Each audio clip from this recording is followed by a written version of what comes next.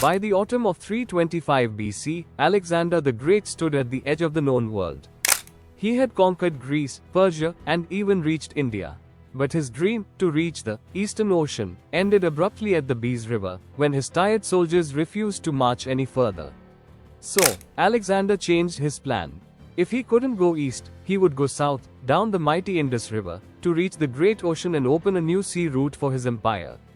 But this southern journey, through Sindh and the Gedrosian desert, would become one of the harshest and most tragic chapters of his life. This was not a story of glory. It was a story of survival.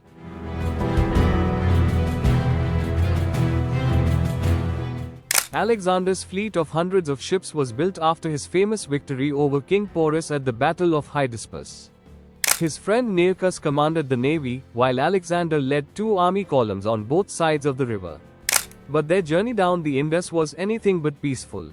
The first challenge came from the fierce Malli and Oxydrasi tribes, known in Sanskrit as the Mallavas and Kshudrakas. They resisted fiercely. At their main stronghold, believed to be near modern Multan, Alexander grew impatient during the siege. In his trademark reckless bravery, he grabbed a ladder, climbed the wall himself, and jumped inside, with only 3 guards behind him. Surrounded by enemies, Alexander fought fiercely, until an arrow struck him in the chest, piercing his lung. He collapsed, bleeding and near death. His guards shielded him with the sacred shield of Troy, while the rest of the army broke through the gates in fury, slaughtering every defender in revenge. For days, Alexander hovered between life and death. His soldiers wept and prayed, believing their divine king was dying in a faraway land. But he survived, barely, and when he appeared again before his troops, they saw him as more than a man.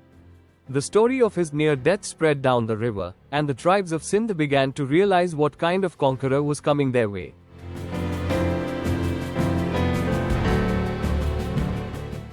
As Alexander marched south, he encountered a chain of small but wealthy kingdoms. Here, diplomacy and deception ruled.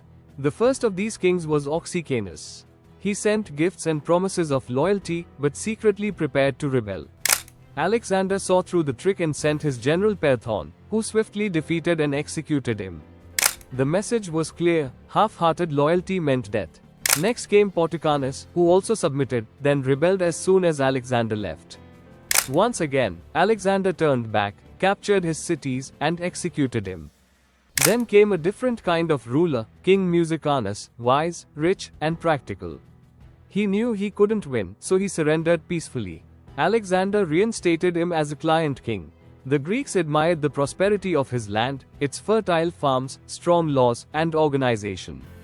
But not everyone approved. The Brahmins, spiritual advisors and scholars, saw Alexander as an unholy invader, a malecha, a foreigner polluting their land. They began stirring revolts against him, urging kings to resist. One such revolt came from King Sambhus of Brahmanabad. Encouraged by Brahmin leaders, he fortified his city and prepared for war. But when Alexander's army, with its siege engines and unmatched discipline, appeared at the gates, the people panicked. They opened the gates without a fight. Sambhus fled into the wilderness, leaving his kingdom behind. Alexander, in a rare show of restraint, didn't chase him. He knew the real battle wasn't with swords, it was with loyalty.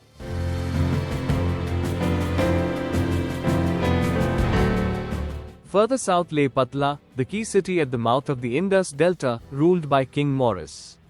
Maurus had learned from the fates of others. Instead of resisting, he welcomed Alexander, offered guides, and helped him explore the delta. When Alexander reached Patla, he found the city empty, its people had fled. He sent word assuring them he meant no harm, and eventually they returned. From here, Alexander began exploring the delta himself. He led the fastest ships into the maze of rivers and swamps, determined to find a path to the open sea. For his Greek sailors, it was a world unlike anything they had seen. They witnessed tidal bores, where walls of water raced upstream with thunderous force, a phenomenon unknown in Greece. They watched the river turn salty as they neared the ocean. Finally, after weeks of navigation, Alexander's ships burst out into the Indian Ocean, what he believed was the southern edge of the world. He had done it. He had reached the Great Sea.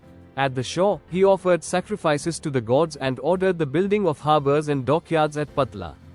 He wanted it to become a great naval base, linking India with Persia and the Middle East.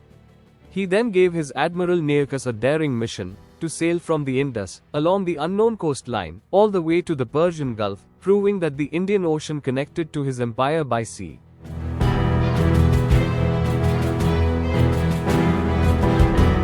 With the fleet on its way, Alexander began marching his army back toward Persia. He could have taken the safe, well-supplied route through Kandahar, but he chose the harshest route possible, the Gedrosian desert, today's Makran region along Pakistan and Iran's coast. It was a deadly mistake. The army suffered from heat, thirst, and exhaustion. Thousands perished. Even Alexander himself nearly died. This was the true test of his limits, and the end of his grand Indian adventure.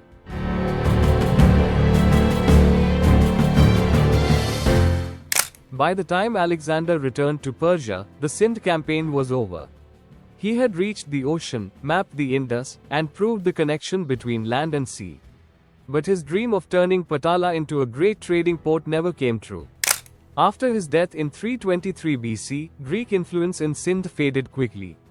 Yet the journey left an enduring mark, not as conquest, but as exploration. Nearchus's voyage gave the Greeks their first accurate knowledge of the Arabian Sea, and Alexander's adventure down the Indus became a legend of endurance, ambition, and the fragile limits of human will. He had come seeking glory, but left behind only stories, ruins, and memories of a man who tried to conquer the edges of the world. Alexander's march through Sindh wasn't just about conquest, it was about discovery. He found the sea he had dreamed of, but in the process, he found his own limits too.